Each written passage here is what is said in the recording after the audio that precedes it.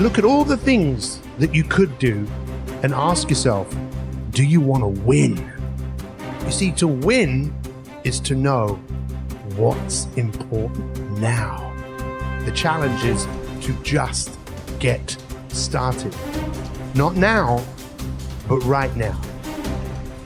Bring on the resistance, bring on the challenge, and allow yourself to have the feeling of elation when you've got started and you've done something that you said that you were going to do. And the more you do this, the better you will feel, the more adept and the stronger you will become at moving through the resistance that we all face. You see, how you do anything is how you do everything. And the fact is, it all comes down to one thing. That one thing is choice. And what's the easiest choice to make? Well, the easiest choice to make is to choose what you've chosen before. If you always do what you've always done, then you'll always get what you've always got. Ultimately, your attention is your superpower. Your attention to focus on now what needs to be done. And this is the difference between success and failure. When you're focusing on something you can control, you're not having a negative thought, even if you're dealing with negative information.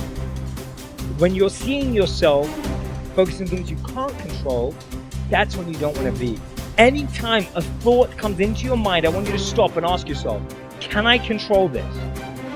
If the answer is yes, go right in and get involved. If the answer is no, gather the information and then switch over to focusing on what you can control. I always focus on not how I feel before something, but how I feel after.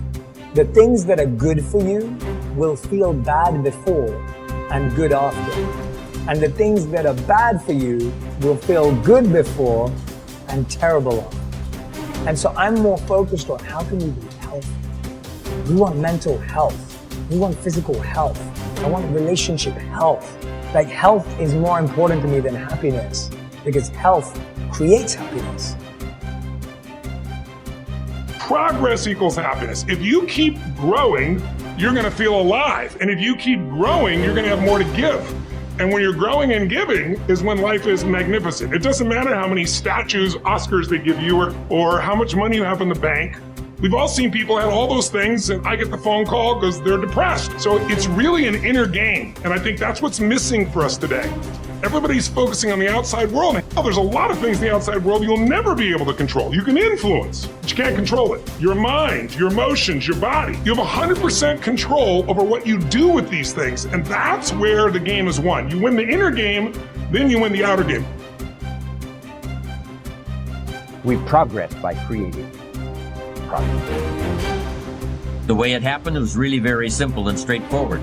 Mr. Schoaf simply took me aside one day and said, "Jim, you have enough talent and intelligence to really accomplish a lot in life, but you just don't have enough reasons to make it happen."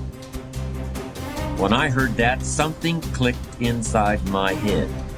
This was truly a key insight, a turning point in my life.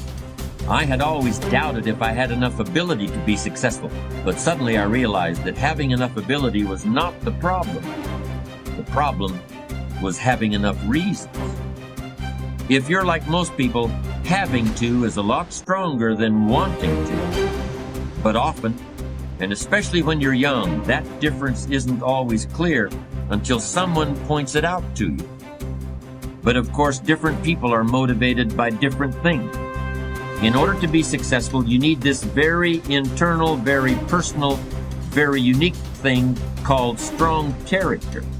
So you have to build yourself from the ground up, and that's scary for a lot of people, but it's also a massive opportunity. You can decide if you want to be a famous musician, or a nice sensitive poet, or a painter, or a kickboxing world champion, or a businessman. You get to decide on all the different characters in the video game. You can choose, who do I want to be? And then if you actually try, you can become it. Isn't that amazing? You can wake up and go, you know what? I want to be this kind of guy. I knew who I wanted to be. I wanted to be the dude pulling up in the Lambo, 3 a.m, gets out. Everyone's like, who is this big, strong, rich dude? I wanted to be that man, so I became it. And if you don't want that, if you want to go be a musician and play guitar and get a bunch of chicks and chill in Bali and smoke, whatever, go, you can choose your character and build it. So nothing different than being in a dressing room or a bathroom when there's 2 mirrors like this, and you look down and there's an infinite number of yous that go that way. There's some synchronicity, there's some change, there's some uniqueness, and every time we do the work, we keep moving into another dimension.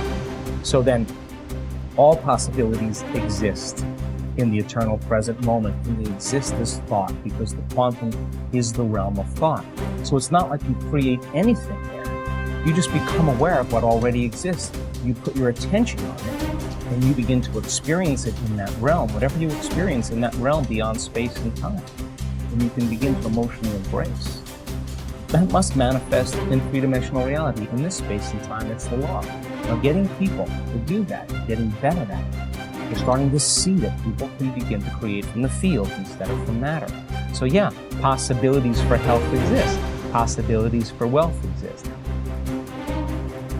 Nothing is so embarrassing as watching someone do something that you said could not be done.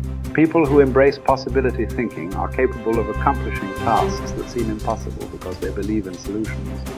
When you believe you can do something difficult and you succeed, many doors open for you.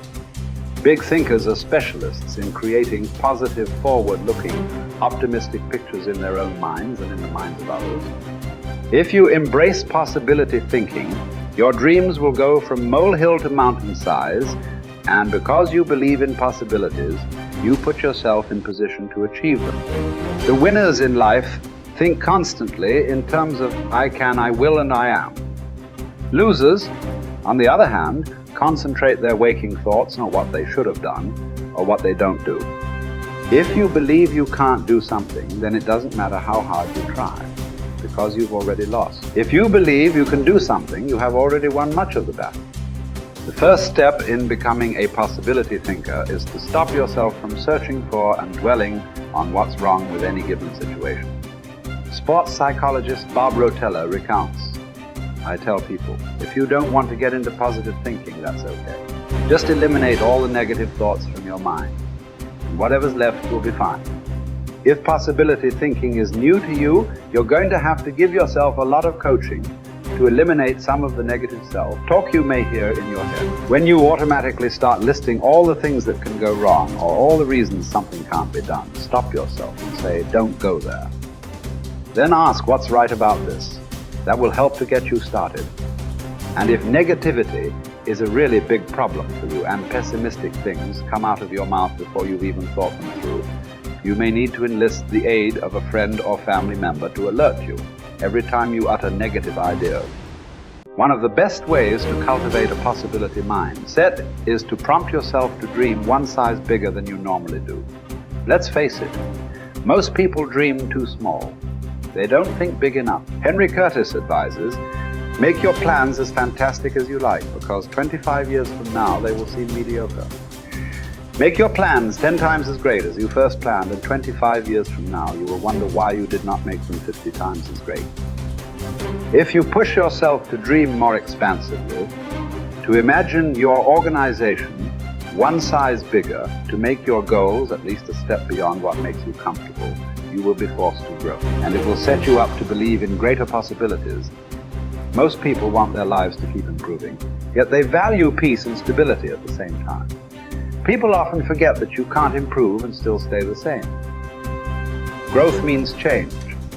Change requires challenging the status quo. If you want greater possibilities, you can't settle for what you have now. When you become a possibility thinker, you will face many people who will want you to give up your dreams and embrace the status quo. Achievers refuse to accept the status quo. As you begin to explore greater possibilities for yourself, your organization, or your family, and others challenge you for it, other possibility thinkers across the country and around the world are thinking about curing cancer, developing new energy sources, feeding hungry people, and improving quality of life. They are challenging the status quo against the odds. And you should too